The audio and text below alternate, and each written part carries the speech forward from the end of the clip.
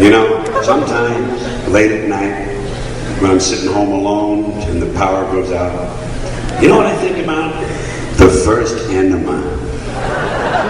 Did you ever think about that? The First Enema. Because there had to be a first one. Everything has to happen once for the first time.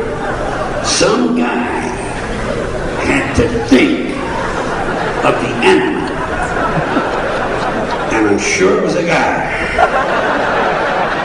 Some guy had to think of that on his own. And then he had to explain it to the other people. And test it. It's only a hypothesis until you test it. And you probably want to try it on someone else. I'm sure you wouldn't do it on yourself. But when you have to be subtle, don't you think you need kind of a subtle approach? Hey, Joey, turn around. I got a surprise for you. Whoops, I dropped my rock. Would you pick it up for me, please? Relax, relax. Take it easy. Take a deep breath, Joey. Take a deep breath. No, through your mouth, please. Okay. Yeah, don't worry. It's a new thing. It's called the enema. I thought it up today during lunch. Tell the truth, did you like it a little bit? I kind of got turned on by it myself. You want to go again? I'm only kidding. I'm all out of pineapple juice anyway. Don't worry, it'll all run out of you in about an hour and a half. Hey, Joey, guess what? We're engaged. I'm only kidding. Listen, I got to go home and wash off my shoes. I'll see you a little bit later, okay? I'm going to try this on my wife. She really liked that douche idea. Some guy had to think of that. How? Why? Why would it even enter your fucking mind?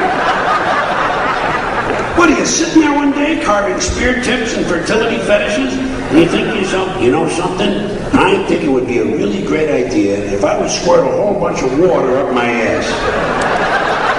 And then just let it all run out. I'll bet I would feel a whole lot better if I did that. And it's moments like these that entire industries are born. Colonic irrigation.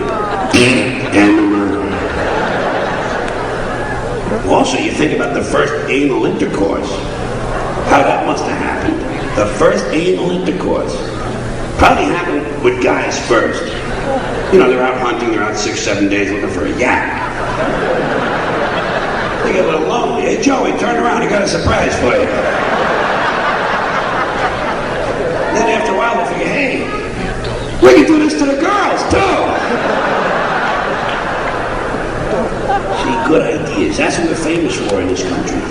Fucking ideas, innovation. I got a lot of good ideas. You probably noticed that already. Here's a great one. I'm going to do this. Listen to this. I'm going to open an adult donut shop. Nobody's thought of that. The donuts are the same, but the holes have hair on them. People would like that. The police would never leave the parking lot. And right next to the donut shop, I'm going to have a hot dog stand for Gentiles. Hot dogs with foreskins on them. Well, the Jewish guys have those kosher hot dogs. They're kind of plain looking, you know. These would have nice little foreskins hanging off the end of them. And maybe you could even sell the foreskins separately. A bucket of foreskins. Give me a bucket of 10 and a dozen donut holes. Then you go home and watch the Super Bowl. Good fucking ideas. Sometimes the ideas fairly leap out of my head. Here's a great idea. I'm coming up with this. This is a dildo that squirts gonorrhea germs. Well, it's for the woman who doesn't quite have everything yet.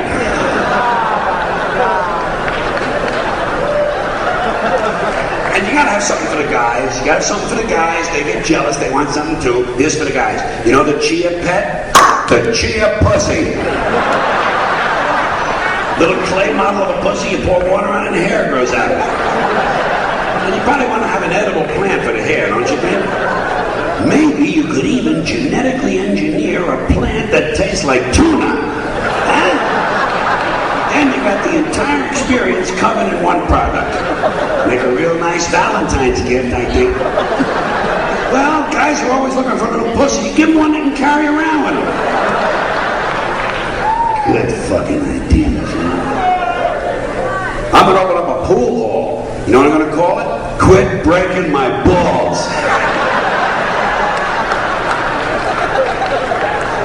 Well, you got to have a catchy name. You got to have a catchy name in business. You know, brand names are important. And brand names have changed a lot over the years. You notice that? They used to be kind of simple. You know, Johnson & Johnson, Smith Brothers, Campbell's. Now you have things like, I can't believe it's not butter. And even they have a new one coming out. It's called, I sure hope the fuck this ain't lard. There's also a new instant soup on the market. It's called Make It Yourself, you lazy prick. I think you ought to have a vacuum cleaner and call it the dirt bag. Wouldn't that be good? Guys would love that. Hey, honey, where's the dirt bag? I'm talking to him. Well, you can have a shoe store called Athlete's Foot. Why can't you have a sporting goods store called Crotch Rash? Names interest me. I'm thinking of moving to Nevada where prostitution is legal and opening a bed and breakfast called the Cock and Muffin. Would you go there? You come there on your guarantee.